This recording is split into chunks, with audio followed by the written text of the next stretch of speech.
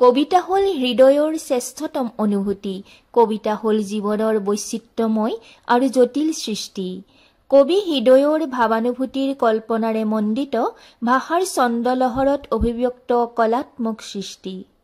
নমস্কাৰ দৰ্শকসকল, এছএ নিউজ অসমৰ তৰফৰ পৰা মই দীপাঞ্জলি দাসে আপোনালোকক স্বাগতম জনাইছোঁ। প্ৰিয় দৰ্শক, মই বৰ্তমান উপস্থিত আছোঁ তিতাবৰৰ সাহিত্য সভা ভৱনৰ সন্মুখত। আজি ইয়াত তিতাবৰৰ কবি সন্মিলনৰ ৬ষ্ঠদশ প্ৰতিষ্ঠা দিৱস আছে। গতিকে সেই প্ৰতিষ্ঠা দিৱসৰ কাৰ্যক্ৰমণিকা আপোনালোকক দেখুৱাবলৈ ইয়ালৈ আহিছোঁ। গতিকে বলকচোন আমি ভিতৰলৈ সোমাই যাওঁ। তিতাবৰ কবি সন্মিলনৰ ৬ষ্ঠদশ সংখ্যক প্ৰতিষ্ঠা দিৱস যোৱা ১৬ নৱেম্বৰ ২০২৫ তাৰিখ দেওবাৰে তিতাবৰ সাহিত্য সভা ভৱনত সফলতাৰে সম্পন্ন হৈ যায়। পুৱা ৯ বজাত শুভাৰম্ভ হোৱা এই অনুষ্ঠানৰ পতাকা উত্তোলন কৰে কবি সন্মিলনৰ সভাপতি শ্ৰীযুত গণেশ কছাৰীয়ে আৰু বন্তি প্ৰজ্বলন কৰে তিতাবৰ সাহিত্য সভাৰ প্ৰাক্তন সভাপতি তথা সুলেখক শ্ৰীযুত পৰেশ বৰুৱাই। মুকলি সভা উদ্বোধন কৰে তিতাবৰৰ বিশিষ্ট শিক্ষাবিদ তথা তিতাবৰ সাহিত্য সভাৰ প্ৰাক্তন সভাপতি ভোলানাথ শৰ্মাই। তিতাবৰ কবি সন্মিলনৰ মুখপত্ৰ মধুক্ষৰা উন্মোচন কৰে তিতাবৰ নন্দনাথ শইকীয়া মহাবিদ্যালয়ৰ অধ্যক্ষ ডক্টৰ শুভাংশু দত্তই। সভাত নিৰ্দিষ্ট বক্তা হিচাপে উপস্থিত থাকে তিতাবৰ প্ৰেছ ক্লাবৰ সভাপতি বিমান শইকীয়া। কবি বন্ধুসকল, আপোনালোকক জনাবলৈ পাই সুখী হৈছোঁ। আমাৰ মধুক্ষৰা উদ্বোধন কৰিবৰ কাৰণে আমি নিমন্ত্ৰণ কৰিছিলোঁ আমাৰ স্থানীয় তিতাবৰ কলেজৰ অধ্যক্ষ শুভাংশু দত্তদেৱক। মৰিয়নি শাখাৰ সম্পাদিকা শ্ৰীযুতা বন্দিতা বুঢ়াগোহাঁই উপস্থিত হৈছেহি। তেখেতক এখন ফুলাম গামোচাৰে আদৰণি জনাবলৈ মই মাথো বৰুৱাক অনুৰোধ কৰিছোঁ। মধুক্ষৰা উন্মোচন, মই মুখপত্ৰ মধুক্ষৰা উন্মোচন কৰিবৰ বাবে সম্পাদক প্ৰমুখ্যে মধুক্ষৰাৰ লগত জড়িত সকলোকে আহ্বান জনালোঁ।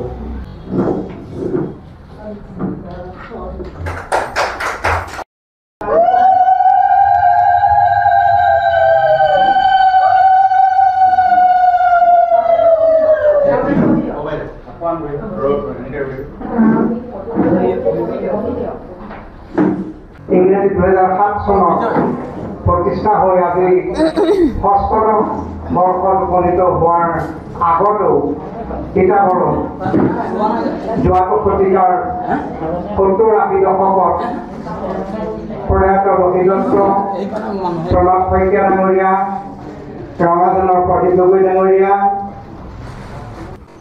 কবি সন্মিলনৰ প্ৰতিষ্ঠা দিৱসৰ উক্ত সভাত আঘোণ গোন্ধোৱা বতৰত কবিতাৰ বৰষুণ নামেৰে এটি কবিতা আবৃত্তিৰ অনুষ্ঠানৰো আয়োজন কৰা হয়। যোৰহাট জিলা কবি সন্মিলনৰ উপসভাপতি লখিমী দুৱাৰা বৰদলৈয়ে আঁত ধৰা এই কবিতাৰ অনুষ্ঠানত পুৰণি ভালেসংখ্যক কবিয়ে নিজৰ স্বৰচিত কবিতা পাঠ কৰে। সভাত তিতাবৰৰ বিশিষ্ট ব্যক্তি তিতাবৰ কবি সন্মিলনৰ সন্মানীয় উপদেষ্টা অৰুণ চন্দ্ৰ বৰুৱা, তিতাবৰ সাহিত্য সভাৰ প্ৰাক্তন সম্পাদক নন্দেশ্বৰ শইকীয়া, কবি সন্মিলনৰ সম্পাদক তিলক চন্দ্ৰ বৰাকে আদি কৰি বহু কেইজন সন্মানীয় ব্যক্তি উপস্থিত থাকে।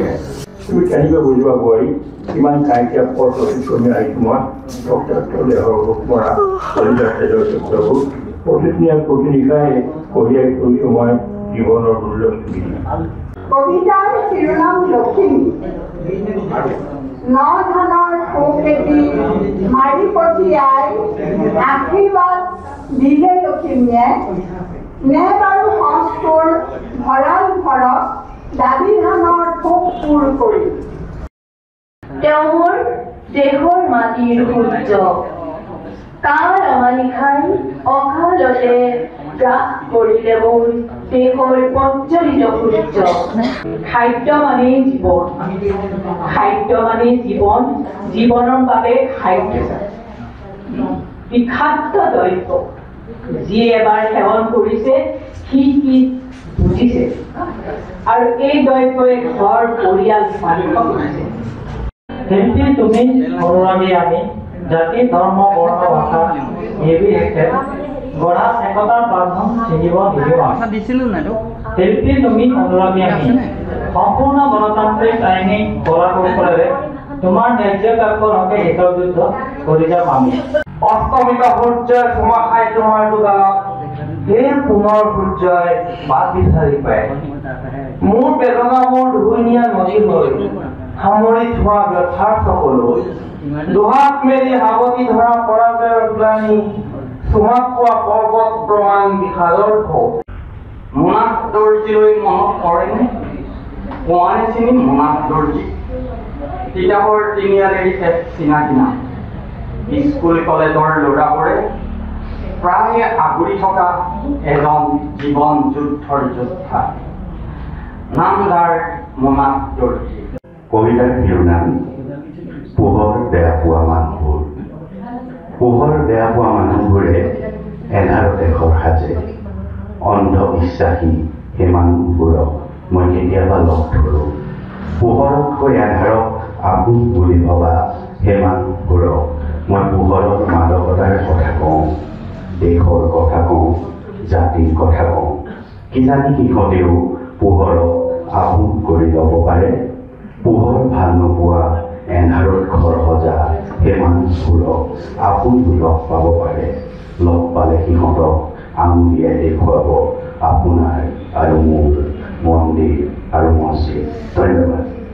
আঘোণ অসমীয়া সমাজৰ স্পন্দন আঘোণ হালধীয়া সোণোৱালী ৰঙৰ মেলা আঘোণৰ প্ৰেমে কবিক মদলীয়া কৰে আঘোণত কবিৰ পাৰ ভঙা পোচাকৰ অন্ত নাই বৰ কঠিন সময়বোৰ দিনটোৰ ৰাতিটোৰ প্ৰতিটো ছেকেণ্ড মিনিট ঘণ্টা এটা যেন দীঘলীয়া ৰাস্তা চাৰিওফালে শূন্যতা নিঃশব্দতা চৰাই চিৰিকটি জীৱ জন্তুবোৰেও যেন ভাগৰত হৈ পৰিছে বন্ধু বান্ধৱ সন্তান সন্ততিবোৰো সময়ৰ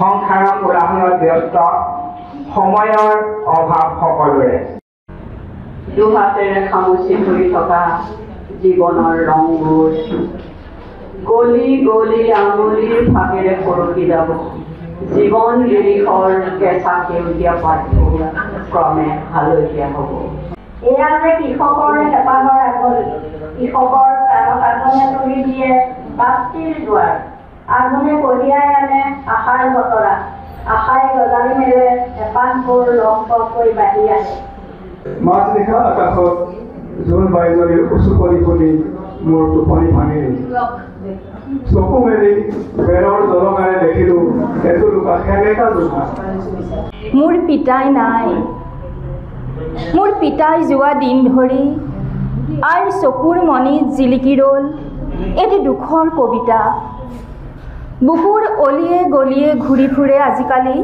এজাক অবাধ্য ধুমুহা সন্ধিয়া পৰত আই পদূলিলৈ চাই জানোচা আহে মোৰ পিতাই চাইকেলৰ টিলিঙা বজাই আহিলে ফাঁকিমাৰি দি গ'ল পূজাৰ আনন্দ আহিল আকৌ প্ৰমাণ বিভূতিলৈ কাটি মাছ সকলোৱে জ্বলালে তুলসী তলত চাকি কৃষকে জ্বলালে ধাননিৰ মাজত সতীয়নী নৈখনে কথা ক'লে পাৰৰ কমুৱা লৰাই মিচিকিয়াই থাকিব চিৰপুৰাতন সৰুলেও হেঙুলীয়া আশাৰে খৰচোতা নৈখনক মুকুতাৰ দৰে উপচাই পেলাব স্বৰচিত কবিতা পাঠ কৰিব বিচাৰিছোঁ কবিতাটিৰ শিৰোনাম হৈছে তুমি এখন হৃদয় বন্ধকত থৈছিলা তুমি এখন হৃদয় বন্ধকত থৈছিলা মই সেই হৃদয়ৰ ৰখীয়া হৈছিলোঁ ওলাওঁতে সোমাওঁতে ঘুমুকিয়াই চাওঁ কি জানিবা হৃদয়ৰ বৰষুণে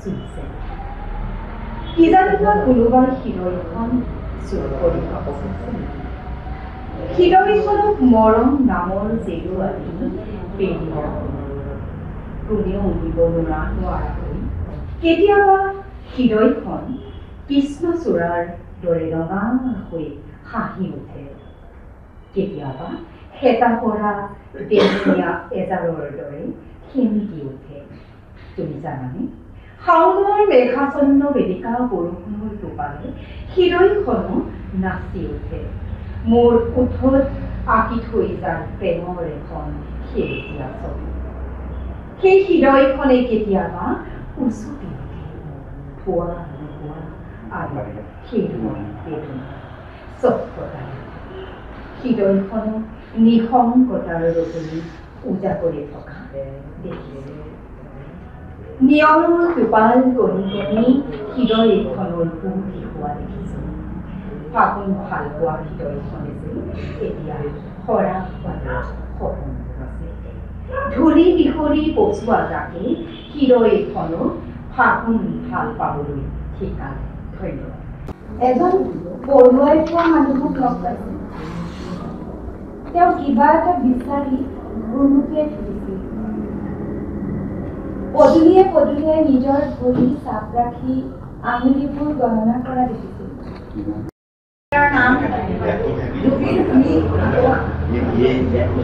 ত্ৰিভুটি অৰ্থৰ নাম জবিৰ যাৰ অৰ্থই হেনো উতৰা প্ৰেমৰ নিধৰ যেন ফল বলিয়া জাতি ধৰ্ম বৰ্ণ নুলুকাই অন্ধকাৰৰ দেৱাল ভাঙি ঐক্যৰ কামেৰে মানৱ হৃদয়ত প্ৰেম প্ৰতিষ্ঠা কৰা তুমি যে এপাটি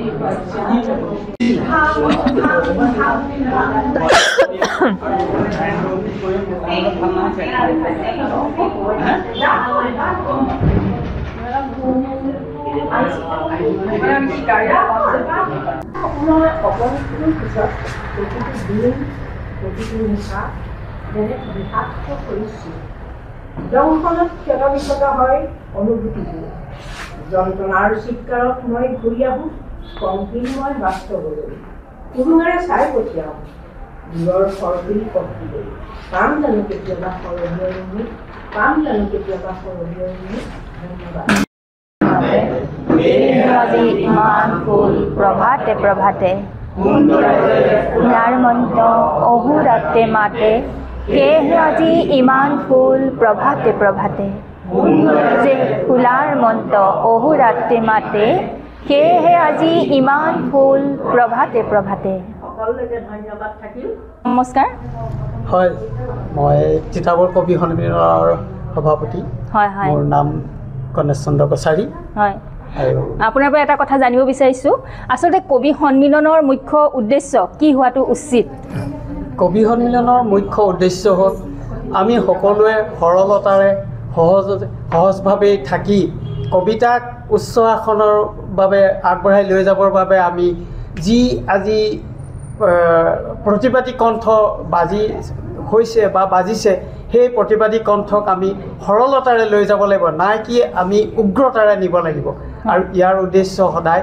আমি সকলোকে সমানে সমিল মিলেৰে ৰখাটোৱেই ইয়াৰ প্ৰধান উদ্দেশ্য হয় ধন্যবাদ আচলতে কবিতা কি আপোনাৰ মতে কবিতা আচলতে জীৱন ভিক্ষা সমাজ ভিক্ষা সমাজ সমালোচনা আৰু এই কবিতাৰ বাহন হ'ল শব্দৰ যাদু শব্দই মনৰ অনুভূতি ভাৱ প্ৰকাশ কৰে আৰু সেই শব্দ অলংকাৰ ৰূপে কবিতাৰ শোভা বৰ্ধন কৰে কবিতাই সমাজৰ যিখিনি দুখ দৈন্য বা ভাল এই গোটেইখিনিকে প্ৰতিভূ হিচাপে প্ৰকাশ কৰে আৰু ইয়াৰ উদ্দেশ্য হ'ল কাব্যেষু নাটকং ৰম্যম বুলি যিটো পুৰণা কালত কাব্যৰ কথা কোৱা হৈছিল সেই কাব্য ধাৰাটো অব্যাহত ৰাখি এতিয়াও কবিতাৰ জগতখনক ওপৰলৈ সাধাৰণৰ পৰা অসাধাৰণলৈ আগুৱাই নিয়াটোৱেই মূল লক্ষ্য আৰু কবিতা সেয়াই